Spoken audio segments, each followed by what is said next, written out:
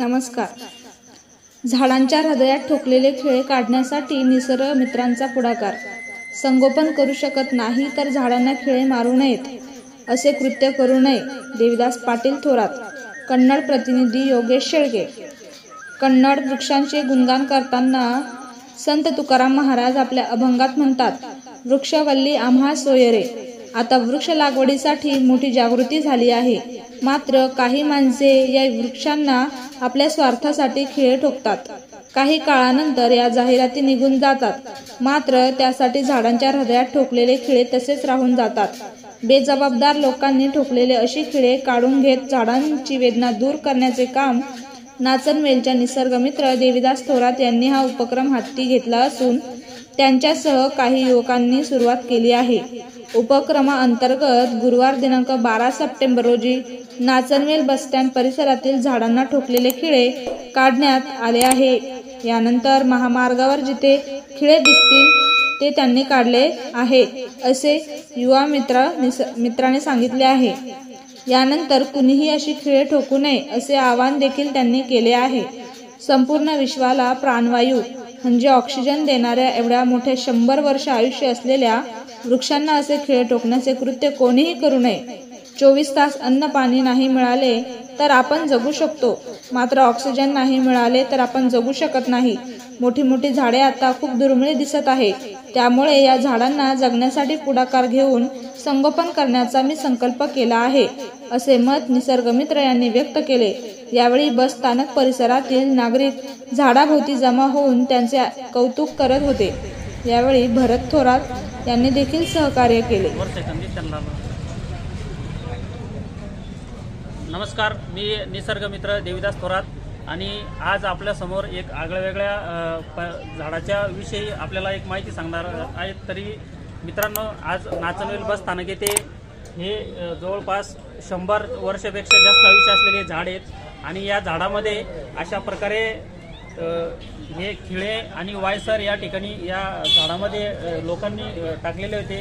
तर मी आपण सर्वांना असं विनंती आणि आवाहन करू इच्छितो की कृपया कोणत्याही झाडामध्ये असे बँडिंग वायर, तार किंवा असे खिळे, वायसर, रिबीट या ठिकाणी टाकू नये किंवा जाहिरातीचं असं बोर्ड असेल आपलं ते अशा पद्धतीनं खिळे ठोकून या ठिकाणी असे कृत्य करू नये. ज्याप्रमाणे आपल्याला वेदना होतात त्याचप्रमाणे हे वृक्ष आहे, सर्व सजीव सृष्टीसाठी याची गरज आहे आणि आपण झाडं लावू शकत नाही तर किमान या ठिकाणी या झाडं वाळेल असे कृत्य या ठिकाणी करू नये. अशा पद्धतीचं या ठिकाणी आपण बघू शकतो की अतिशय मोठ्या प्रमाणावर या ठिकाणी खिळे, वायसर या झाडामध्ये निघलेले आहेत. तरी आपण सर्वांना विनंती करतो की कृपया झाडांचं संगोपन करा. कोणत्याही प्रकारे असे झाडांना इजा होईन असे कृत्य करू नये किंवा पोस्टर या झाडामध्ये लावू नये असं आव्हान, विनंती आपल्याला या माध्यमातून करतो. धन्यवाद. जय हिंद.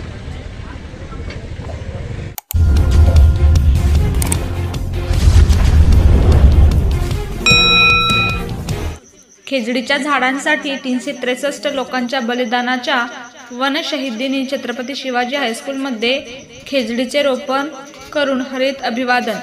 हरितवारी उपक्रम. GS9 न्यूजसाठी धनंजय हजारी. सिल्लोड, राजस्थान मधील बिश्नोई समाज हा पर्यावरणप्रेमी समाज आहे. सन 1730 मध्ये राजस्थानच्या जोधपूर येथील महाराजा अभय सिंग यांना नवीन महाल बनवण्यासाठी मोठ्या प्रमाणात खेजडीची लाकडे हवी होती. म्हणून त्यांनी महामंत्री भंडारी यांना सैनिकांसोबत खेजाडली या बिश्नोई लोकांच्या गावात पाठविले.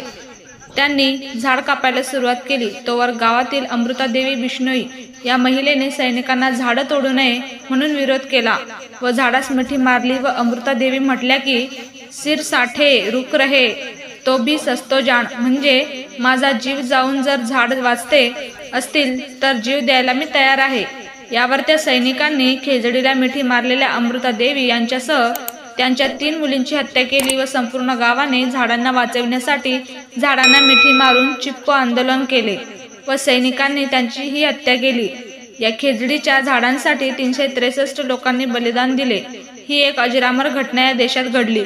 या वन शहीद दिनाने स्मरण व पर्यावरण संवर्धन हेतू सिल्लोड येथील अभिनव प्रतिष्ठानचे उपाध्यक्ष डॉक्टर संतोष पाटील यांच्या हरितवारी या उपक्रमाद्वारे आज शिवाजी हायस्कूल येथे खेजडी म्हणजे शमी या उपयोगी वृक्षाचे रोपण करण्यात आले.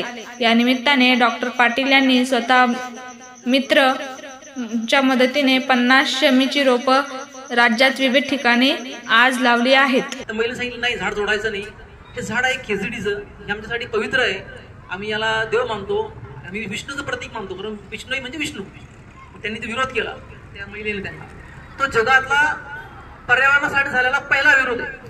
आता आपण तर विरोध करतो, झाड तोडू नका, झाडाला आपण सांगतो तर करू नका, पण जगातला पहिला विरोध आहे महिलेने केलेला.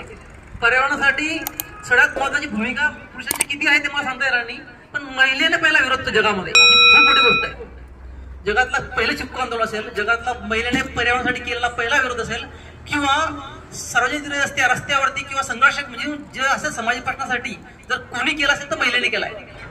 तर जगातली पहिली घटना आहे की महिलेने समाजासाठी एखादा विद्रोह केल्याची घटना आहे.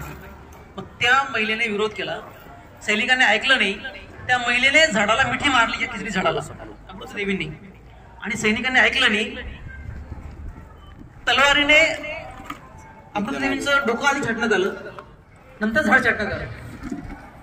अमृतदेवींनी पहिलं बलिदान झाडासाठी दिलं.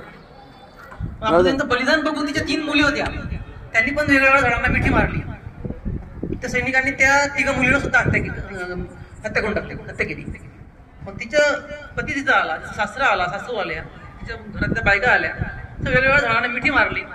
असा प्रकार त्या गावातल्या सगळ्या महिलांना, पुरुषांना त्या सैनिकांनी झाडासाठी, झाडांना अडचण येत आहे, बाबा झाड तोडताना तुम्ही थांबवताय, आम्हाला रोखताय, म्हणून त्यांनी त्या सगळ्या लोकांची हत्या केली. अशी त्या घाणी असते राजस्थान, छोटी छोटी म्हणजे 10-12-20 घराचं गाव असतं, इथून एक गाव असतं, थोडं पुढे गेलं एक गाव असतं, असे 363 लोक त्या ठिकाणी आले. 363 लोकांनी झाडासाठी बलिदान दिलं. हे जगामध्ये असं बलिदान याच्या पूर्वी याच्या नंतर कधीही घडलं नाही, घडणार पण नाही. इतकी मोठा त्याग झाडासाठी दिलेला आहे. आपण देऊ शकतो झाड त्याग, आपण झाड तोडतो, झाडात त्याग देतो आपण घराच्या आडपासून आपल्याकडे अडचण असली झाडाची तोड टाकतो. नाही आम्हाला झाडाला हे होतंय, पक्षी हे करतायत, ते करतायत, किंवा आमचं ऊन येत नाही, सावली येत नाही, आपण काहीतरी कामाला झाड तोडून टाकतो. पण झाड वाचण्यासाठी जर कोणी बलिदान दिलं असेल तर ही घटना राजस्थानमध्ये घडलेली आहे.